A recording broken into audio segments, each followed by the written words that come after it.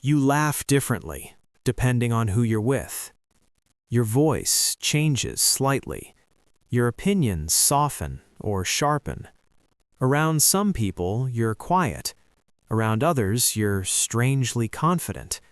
And sometimes, after a long day of being around different groups, you sit alone and wonder something unsettling.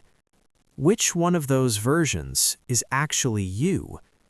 Not in a dramatic identity crisis kind of way, just a quiet confusion, because it feels like you're constantly adjusting yourself without even realizing it.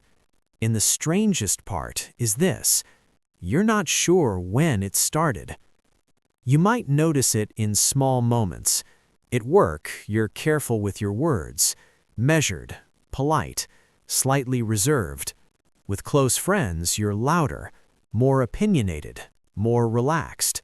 With family, maybe you become the responsible one again, the calmer version of yourself.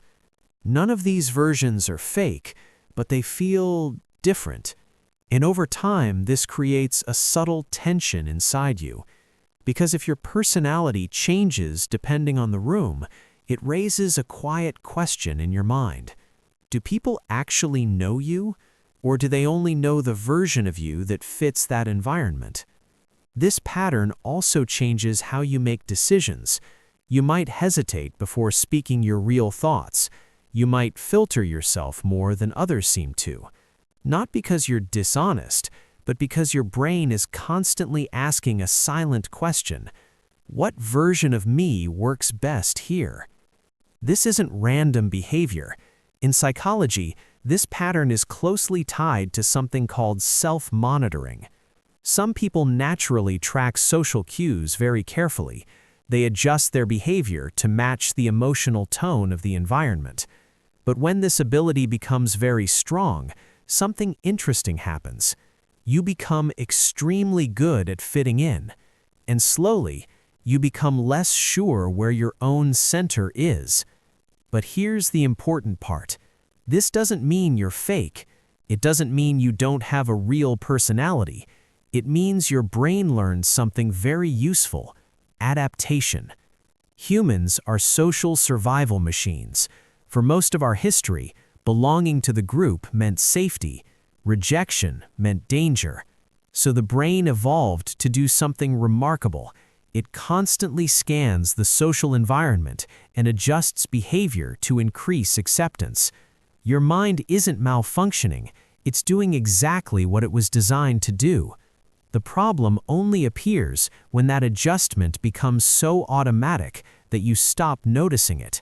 And that's where the deeper mechanism begins. Think of your brain like a social radar system.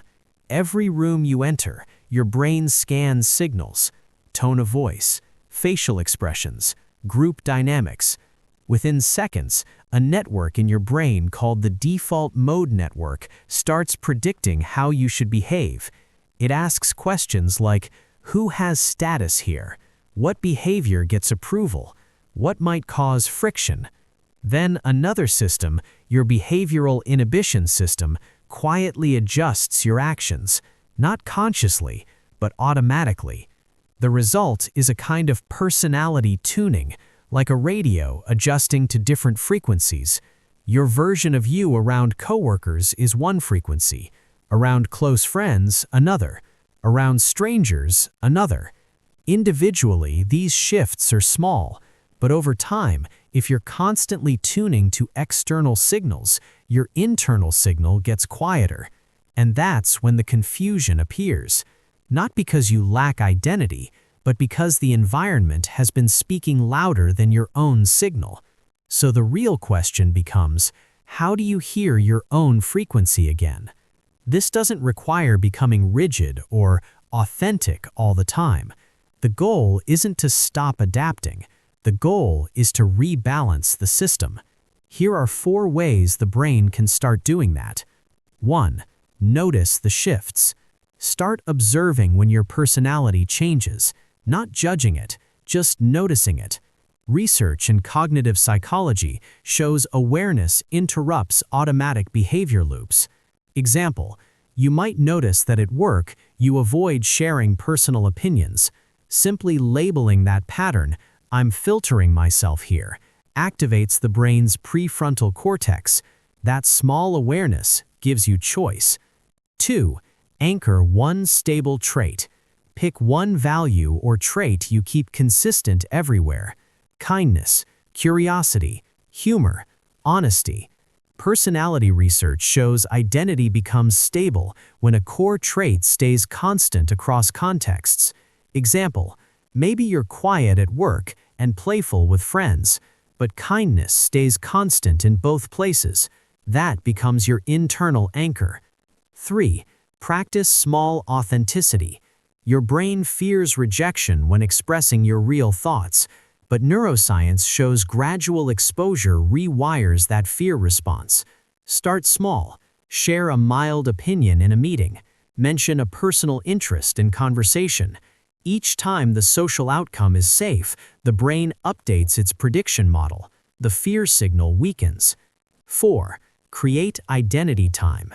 Your brain needs environments where it doesn't have to adapt. Moments without social scanning. Walking alone. Writing. Long, quiet drives. During these moments, the default mode network processes personal identity instead of social strategy. This is when your internal voice becomes clearer again. So think of your personality like a radio with many channels. Each environment activates a slightly different frequency. That's normal. But somewhere underneath those channels, there is still a base signal. Your core tendencies, your natural preferences, your quiet values. The goal isn't to silence the other channels, it's simply to remember the one underneath them. Because the truth is, you are not a different person everywhere. You are one person with a brain that learned to adapt very well. And adaptation kept humans alive for thousands of years. But now, you have something your brain didn't always have: awareness, the ability to pause, to notice the signals around you and the signal inside you. And when you start listening to that inner frequency again, you may realize something surprising. Those different versions of you were never contradictions. They were just pieces that were always part of the same person.